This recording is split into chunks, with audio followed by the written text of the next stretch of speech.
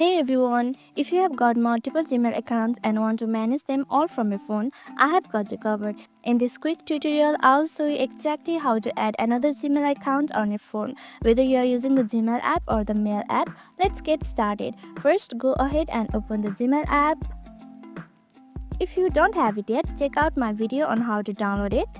But if you have already, just tap on it.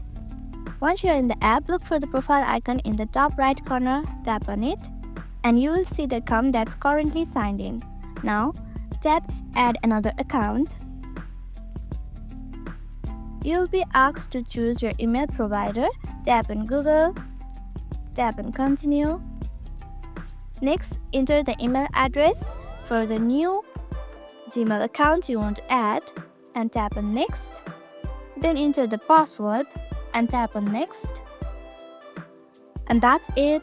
Your second account is now added. You can easily switch between your accounts by tapping your profile icon again and selecting the account you want. It's that simple.